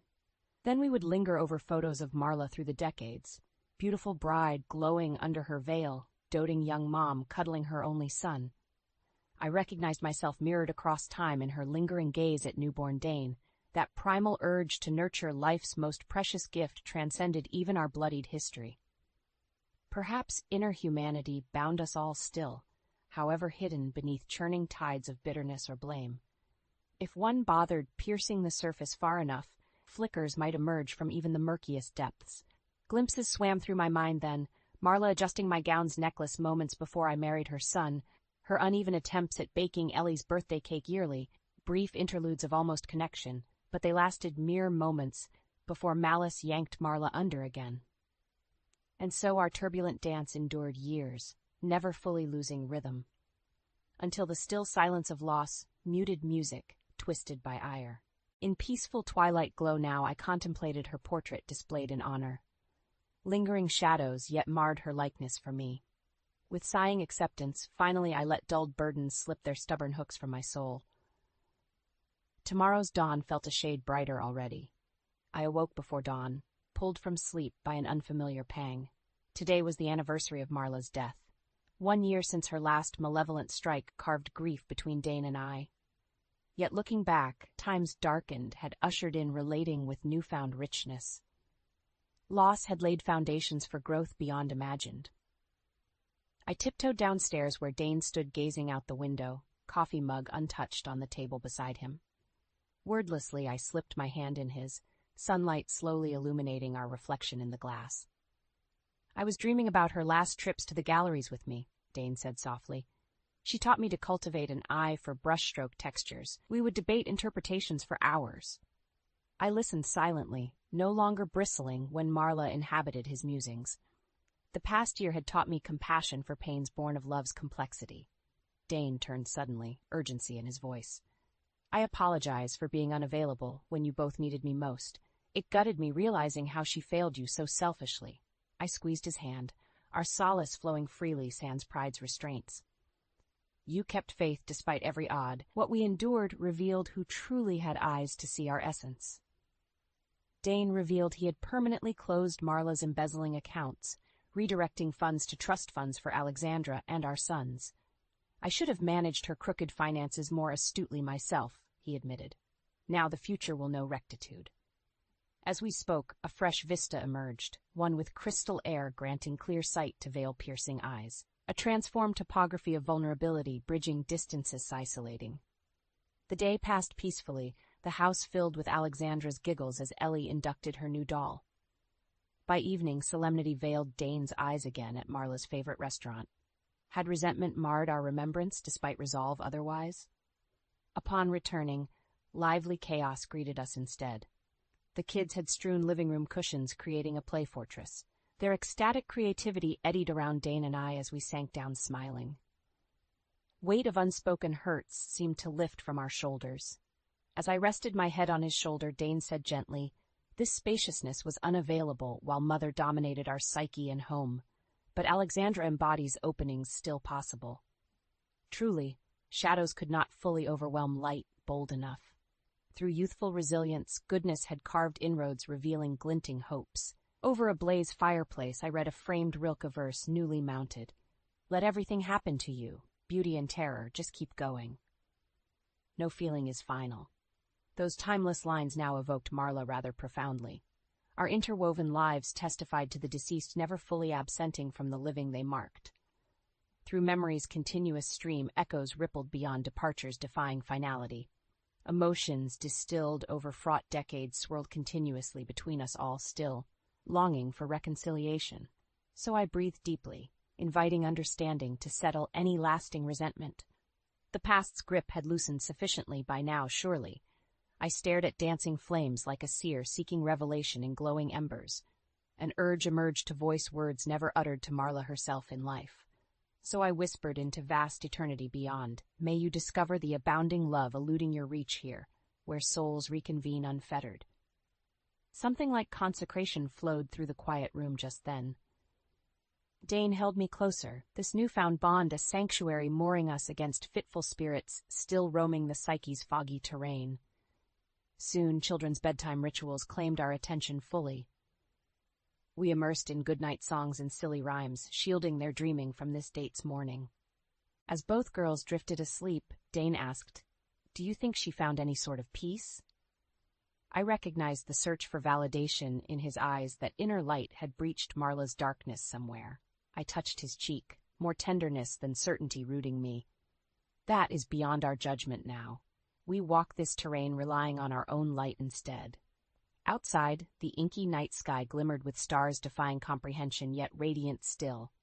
No matter how dense the darkness, luminosity endures, beckoning vision higher. On this truth we could stand firm.